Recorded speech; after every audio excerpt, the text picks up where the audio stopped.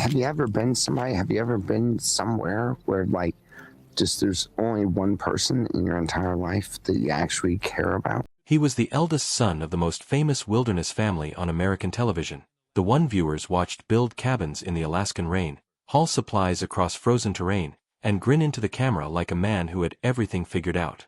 But behind that image, behind the rugged flannel shirts and the wolf pack mythology, Matt Brown was quietly coming apart. And in the final years of his life, before he died at the age of 43, he began speaking the truth he had held onto for far too long. He named people. He named feelings. And he admitted, in his own words and in his own voice, that he utterly hated someone who had once been central to his world. What he revealed didn't just rewrite the story of a reality television show.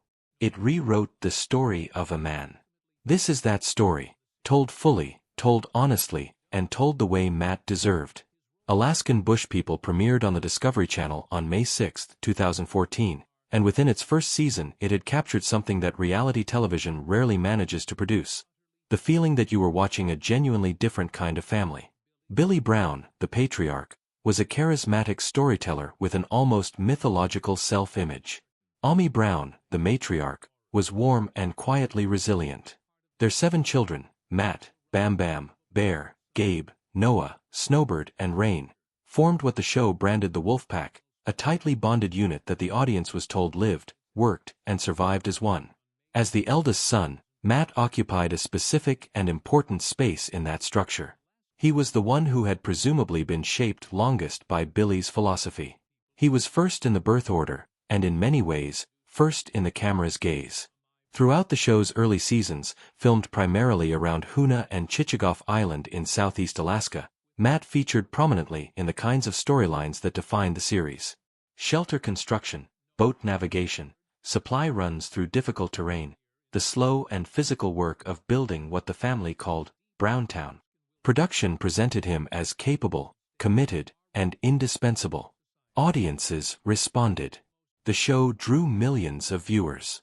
By its second and third seasons, Alaskan Bush People had become one of Discovery's most discussed reality programs, and Matt Brown was one of its most recognizable faces. What viewers did not yet know was how different the experience was on the other side of the lens. The production required extensive infrastructure, camera crews, support logistics, transportation arrangements, carefully managed filming schedules. The remote locations were real, but so was the machinery surrounding them. And inside that machinery, Matt was navigating something far more complicated than building a cabin in the wilderness. By 2016, the first serious rupture became public. Matt entered rehabilitation for alcohol addiction, checking into treatment facilities in California, including, according to multiple sources, the Betty Ford Center in Rancho Mirage, a facility that had treated thousands of patients since its founding in 1982. This was the first time since the show's premiere that Matt's storyline was no longer about survival in the wilderness. His departure reshaped the production immediately. Responsibilities that had routinely fallen to him were redistributed among his brothers. Bear Brown, Gabe Brown, Noah Brown, and Bam Bam stepped into the gaps. The family that had been presented as a seamless unit revealed, through his absence, just how visible one person's role had actually been. Publicly, the family responded with expressions of support. Billy Brown spoke openly in interviews about his son's struggle, framing addiction as a health crisis requiring professional intervention rather than a family failure. The language was careful and unified. Discovery Channel's coverage echoed the same themes: recovery, family strength, perseverance. To outside observers, the response appeared compassionate and coordinated. But then, in April 2017, another crisis arrived that would test the family's cohesion in an entirely different way. Ami Brown was diagnosed with stage 3 lung cancer, despite having never smoked. The survival probability her doctors described was devastating. Some reports indicated as low as a 3% chance of survival. The family's center of gravity shifted entirely toward her care. Ami underwent radiation and chemotherapy at UCLA Medical Center in Southern California, and the show's cameras followed parts of that journey as production continued regardless. During this same period, Matt's appearances on the series became increasingly irregular. In some episodes, he would surface briefly, appearing to reconnect with family activities before fading again. In others, he was simply absent, with no explanation offered to viewers. The contrast was stark. His brothers were acquiring new responsibilities, building new identities within the show's narrative structure, while Matt existed somewhere between the production and the edges of it. He was still technically a cast member. He was no longer functioning as one. By September 2018, those struggles became public knowledge again when Matt entered rehabilitation for the second time, checking himself involuntarily after acknowledging that his efforts to maintain sobriety had not held. He has spoken candidly about that decision in later interviews, framing it not as a failure but as an act of self-awareness. Still, the gap between his life and the show's continued production schedule grew wider by the month. What is important to understand about this period is that the family presented, publicly and on camera, as a unit moving through difficulty together was not the full picture. Matt later described feeling sidelined within decisions that affected him. He described a dynamic in which his concerns were attributed to addiction rather than addressed on their merits. He spoke about money, about control, about the feeling of being managed rather than heard. And increasingly, he directed those descriptions toward the people he had grown up trusting most. By 2019, his formal participation in Alaskan Bush People had effectively ended. There was no farewell episode, no announcement, no network statement. He simply stopped appearing as a regular presence in the show's ongoing narrative. After nearly 5 years as one of its most visible cast members, he faded from the production almost invisibly. The Brown family's television world continued without him. Billy remained the patriarch, the narrator, the driving force. Ami, who had survived her cancer diagnosis and completed treatment, became one of the show's central emotional anchors, a symbol of resilience that the program leaned into heavily. Bear, Gabe, Noah, Rain, and Snowbird occupied the remaining space. Promotional material, interview circuits, and season previews rarely mentioned Matt at all. Newer audiences could watch multiple seasons without knowing he had ever been central to the series. And for a period that stretched from 2019 into 2021, that was largely how things remained. Quiet, unspoken, unresolved. Then, on February 7, 2021, the family's foundation cracked in a way that could not be edited or narrated around. Billy Brown died at the age of 68 after suffering a seizure at the family's property in Washington state. Bear Brown confirmed the death publicly through social media, describing his father as their best friend, and expressing the kind of raw grief that cameras are rarely positioned to capture. The death was a seismic event for the series and for the family's public identity. Billy had been Alaskan Bush People's gravitational center since its first frame. His absence changed everything about what the show was and what it could claim to be. For Matt, who had already been separated from the family's television life for roughly 2 years, his father's death marked the beginning of a different kind of reckoning. He began speaking publicly with new directness. Through Instagram, Facebook, and YouTube videos posted throughout 2021 and 2022, Matt started telling his version of events without producers, network executives, or family members acting as intermediaries. For viewers who had watched him for years through the carefully constructed lens of reality television, hearing him speak unfiltered was striking. He was articulate, emotionally complex, and clearly carrying a great deal. In one widely circulated statement he said, "Everybody's told me that other people's secrets aren't mine to tell, but they're destroying me, and they've been destroying me for a long time." These were not the words of a man who had made peace with his past. These were the words of a man who had been waiting for permission to speak, and had finally decided he no longer needed it. His allegations covered several distinct areas.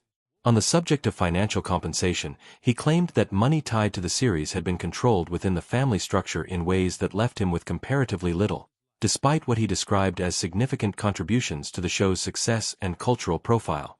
Accounts from that period noted that he believed his parents had exerted control over earnings connected to his appearances. He was not simply vague about this. He named figures, described patterns, and spoke with the specificity of someone who had been thinking about these grievances for years. On the subject of his addiction, he argued that legitimate concerns he raised about production and family dynamics were routinely dismissed or reframed as symptoms of his dependency rather than being engaged with directly. He felt, in other words, that his history had been weaponized against him as a way of avoiding accountability. He also made more serious allegations about the environment surrounding the production itself, including claims, referenced in reporting from entertainment outlets covering his statements, that the filming ecosystem had not been the protective or controlled environment it appeared to be on screen. He linked aspects of that environment to the acceleration of his own struggles. He spoke about producers portraying him, in his words, as a crazy person, suggesting that the version of himself audiences had seen was shaped not by his own choices but by editorial decisions made by others. And woven through all of these claims was a portrait of a family system in which authority, money, and narrative control were deeply intertwined, and in which his position as eldest son had afforded him neither privilege nor protection. It was in this context that Matt Brown's relationship with his mother, Ami Brown, became the subject of some of his most charged statements. He did not separate her from the broader family system he was describing. He grouped her with his late father when discussing financial control and the broader dynamic from which he felt increasingly disconnected. The word hated did not emerge from nowhere.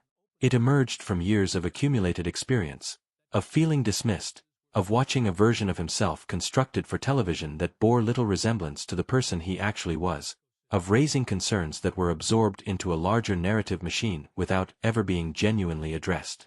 His relationship with Ami was not a simple one, and he never reduced it to simple terms. But the feeling he named was real, and he named it himself.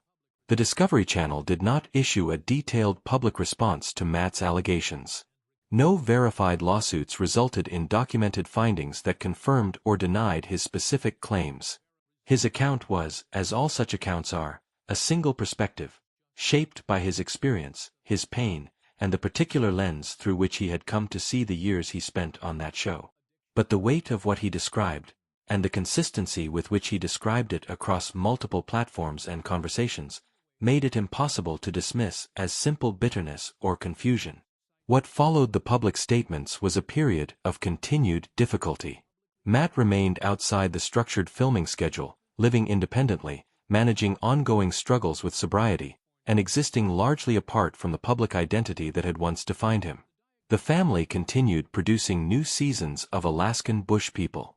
Matt remained at a distance from all of it. And then, in the late days of May 2026, reports began to emerge from Okanagan County, in Washington state, that prompted an immediate and widespread search operation.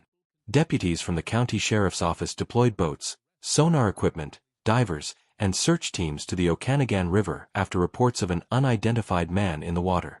Conditions were described as extremely difficult: fast currents, rising water levels, limited visibility. On May 29, a source close to the family told the outlet Us Weekly that relatives were in contact with police and waiting to hear. Bear Brown shared public updates through social media indicating that the family feared the worst. By May 30th, a body was recovered from the Okanagan River near Oroville, Washington. Bear Brown confirmed the identification publicly, stating that it had been positively identified as Matt. Noah Brown, who had participated directly in the recovery effort, was present at the site. The official investigation that followed indicated that a firearm had been recovered near the scene, and preliminary findings from law enforcement suggested the death appeared to be self-inflicted. The coroner's investigation remained ongoing in the immediate aftermath. Matt Brown was 43 years old. In the days that followed, the Brown family released statements remembering him as creative, intelligent, deeply curious, and someone who had always loved the outdoors. Those who had followed his story closely, including viewers who had watched him for years through a television screen and those who had come to know him through his unfiltered social media videos in his final years, responded with grief and, in many cases, with the specific kind of sadness that comes when someone's pain was visible and yet the ending still arrives as a shock. What his life ultimately describes is a particular kind of collision between the identity that television constructs and the person who has to live inside it. Matt Brown was presented for years as one of the most capable and rugged members of a family that had turned wilderness living into a brand. But the cameras captured only what the production wanted, and the life lived beyond the frame was far more complicated, far more painful, and far less resolved than anything that ever aired. He tried, in his final years, to tell that story himself. He spoke about money, about control, about the feeling of being erased inside a system that had profited from his presence. He spoke about his mother. He spoke about hatred, not casually, but honestly, the way a person speaks when they have decided that honesty is all they have left. He deserved more than what he received. He deserved to be heard while he was still here. And what remains, the videos he posted, the words he chose, the unguarded moments he offered to strangers on the internet because the people closest to him had stopped listening, is a record of a man who never stopped trying to tell the truth. That truth did not save him, but it belongs to him, and it deserves to be told with the care and seriousness it never quite received in his lifetime.